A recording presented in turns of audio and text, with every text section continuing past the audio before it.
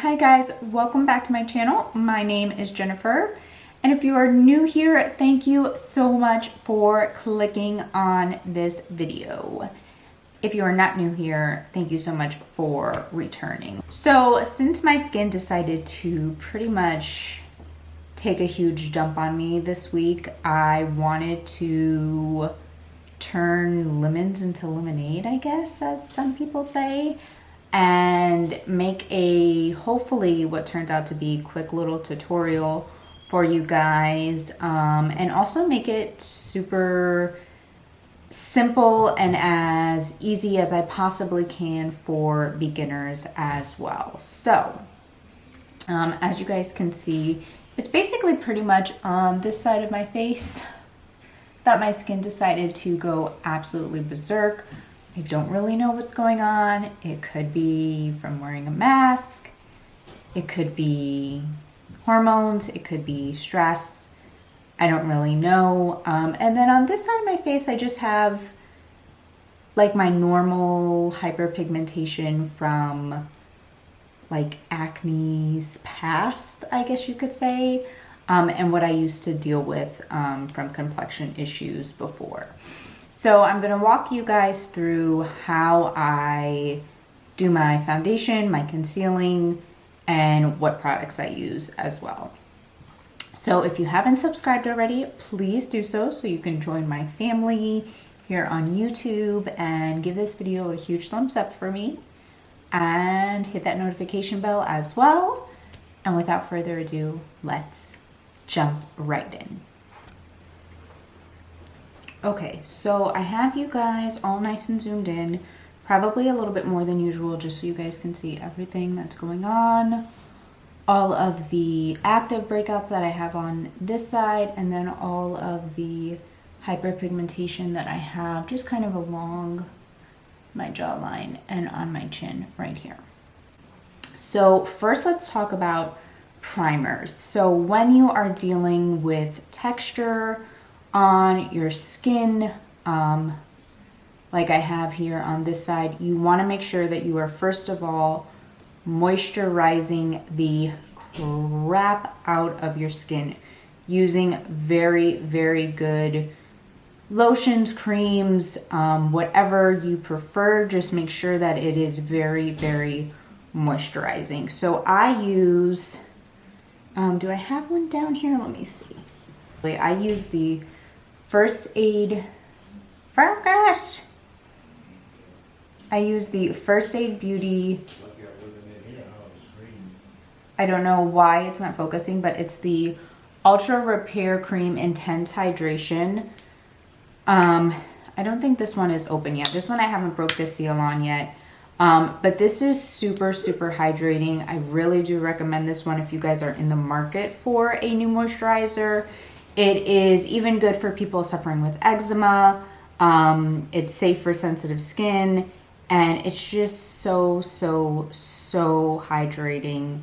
Then you want to move in with your primer. Now, number one thing is do not use a primer that is glowy or like highlighty, I want to say. So stay away from things like the illuminating primer from Rare, and stay away from things like the glowy primer from Laneige. So when I don't have texture on my skin like this, these are my go-to favorite primers. I absolutely love these. But when you are dealing with texture, you don't want to illuminate that or add things that are gonna like make your skin look glowy or ultra highlighted, because then you're just gonna emphasize that texture and draw attention to it. So you want to steer clear of things like this and use things that are, again, super hydrating, but don't have a glow to them or anything that's going to make your skin look illuminated. So some of my favorites are the Too Faced, what is this? Hangover Replenishing Face Primer. That's what it looks like right there. Comes in a little pink and white tube. This has coconut water. It's silicone free. doesn't have the, I guess the ingredients must be on the box because it doesn't have any other ingredients on it, but this I absolutely love. Super moisturizing, feels really great on the skin, and doesn't have silicone on it. I do not like silicone based primers. The one that I'm wearing today is not actually a primer, but it's really great for wearing under your makeup, and it is green based. And the thing about anything that is green based is it's going to cancel out redness to a certain extent, and it is the Dr. Jart Cicapair Tiger Grass Color Correcting Balm, and it looks like that. It is a very thick moisturizing face cream. It does have SPF in it, and it is a moisturizer, but you can also wear it under your makeup. It even says on the website that it works great doubling as a face primer. After you let your primer soak in for a couple of minutes, moving on to foundation. So you want to put on a light layer of foundation and then go in a little bit heavier with your concealer. So if you put on too much foundation, it's just going to look cakey, draw even more attention to your breakouts, and it's just gonna look like a hot ass mess, and we don't want that. I do recommend going in first with a brush. So my brush of choice is the Real Techniques buffing brush. It has a little kind of like dome shape to it, or you can go in with a flat top kabuki brush if you prefer that. So I do recommend a full coverage foundation that is on the thinner side when you're dealing with texture. Now, if you're just dealing with hyperpigmentation, it doesn't really matter if you use a thicker foundation, that's fine. But if you are dealing with texture, then use a thinner based foundation because thicker bases will just stick to that texture, cake up, and then draw even more attention to them, and you don't want that. So the two that I really like is the Shiseido Synchro Skin Self-Refreshing Foundation. I'm in the shade 320 Pine. And then an oldie but a goodie is the MAC Studio Fix Fluid, and I'm in this shade NC25. I do believe this one is a little bit more pricey than the MAC. So what I'm going to do is actually shake up both of these and then mix a little bit of each. And as you can see, they're just not a very thick consistency. They're very liquidy on the thinner side. They're not going to cake up on our face. And always start off with less. You can always add more if you feel like you need it. Did I just get makeup on my shirt?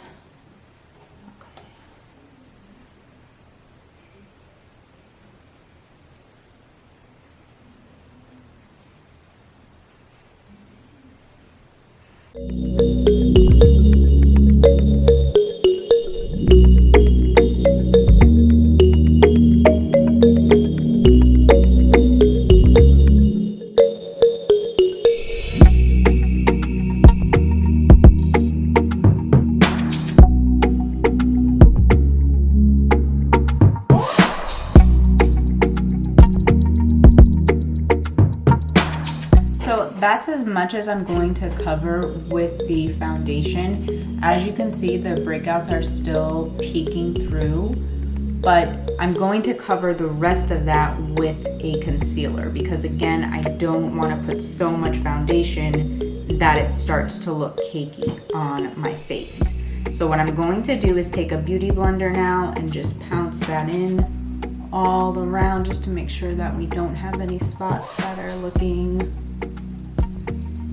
too cakey or that have any kind of streaks or buildup of product. Once everything looks to your liking, then you can go in with a concealer that is matched up to your skin tone, not a concealer that you would use under your eyes or to highlight with. Super important that it is matched up almost perfectly or as close as you can get to your skin tone. So let's move on to that step. I'm using the Born This Way Sculpting Concealer, which is an amazing concealer. I'm using it in my skin tone, which is sand. Just going to dot this on, not heavily, just enough to conceal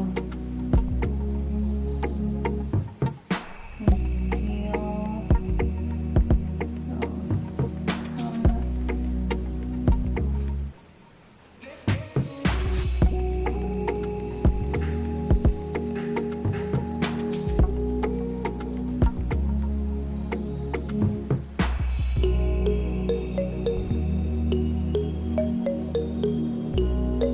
I'm actually not going to blend that in right away. I'm gonna let it set for a second and dry down just a tiny bit. I'm going to go in next with my concealer for under my eyes. I'm using MAC Studio Fix in NW24.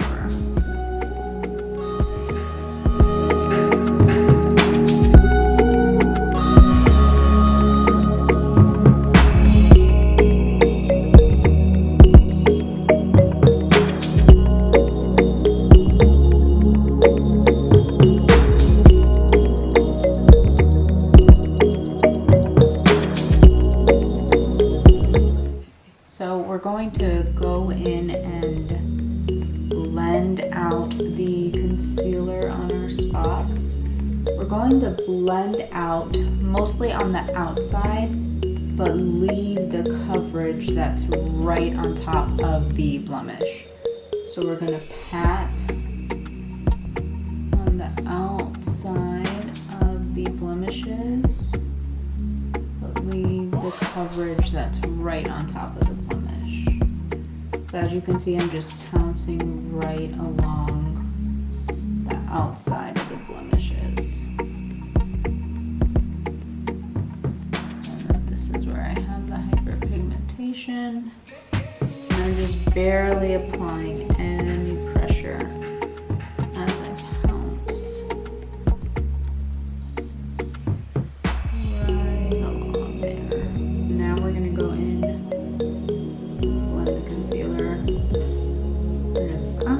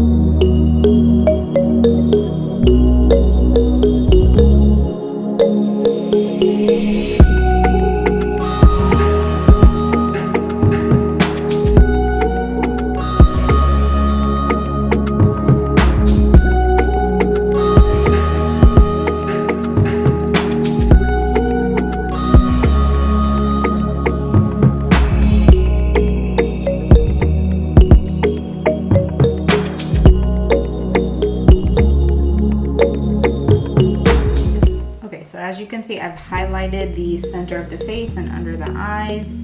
Now we need to powder, which is a very important step to make sure that all of our coverage stays in place. But you don't want to over powder because then you're going to make your blemishes look flaky and cakey and gross, and we just don't want that. So what I'm going to do is grab one powder for under my eyes, and then we're going to grab a different powder for blemishes. We're just going to do very, very light coverages. So the first one that I'm going to grab for the blemishes is the Makeup Forever Matte Velvet Skin. And what I'm going to do is just going to grab my powder brush and dip it in there. And I'm going to lightly press that right on top.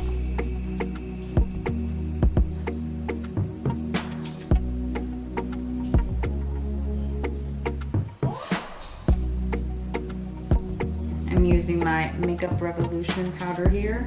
I'm using the brightening one right here. Just putting that on the blender. And then going right under the eye. And also on top. You can just see how much that naturally brightens the under eye. It's like crazy. We're going to take our Laura Mercier powder, translucent, and just do a very light dusting everywhere else.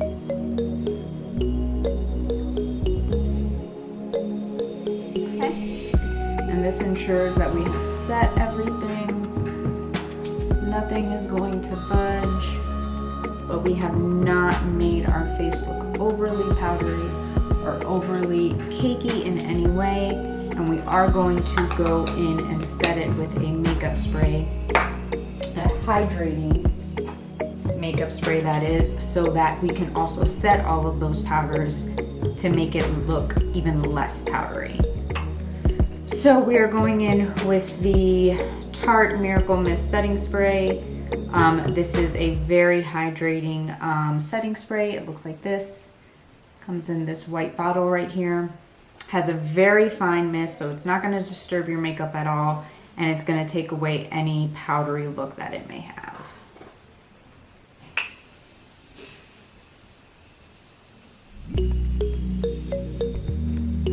We're going to let that set for a minute, and then we will go in and blend everything together one last time. That is it after the mist. We have blended everything one last time. As you can see, we have hid all that hyperpigmentation. You still do see the bumps coming through from my active breakouts, but those you are not going to be able to hide. I'm going to hop off, throw some brows on and a quick look, and then we'll be back to assess the final look. Okay guys, so this is the final look with bronzer, blush, all the goodies on, and oh my gosh, I'm so not used to wearing lashes. Oh. Whew, okay. And I am super happy with the results. Of course, I mean, nobody likes having less than perfect skin, but it's reality. I mean, most of the time our skin is not going to be perfect. We're going to be dealing with something, and I wanted to make just a quick tutorial to show you guys how I personally deal with hyperpigmentation, texture, breakouts, because really the reality of it is I'm usually always dealing with one of the three. And this is typically what I do when I want to cover it. A lot of days I just don't really care to cover it, if I'm being totally honest, but if I do have somewhere to go or somewhere to be, these are the steps I'll do when I'm looking to cover it up. So as you can see, texture is the hardest thing to cover, but at least we can cover the redness. We can cover it up and make it less visible to the naked eye, which is what we like to do, and just to make you feel a little bit more confident when you have to leave the house. So I hope this helped. I hope you found some tips and tricks that maybe you want to pick up and use the next time you have something you may want to cover up.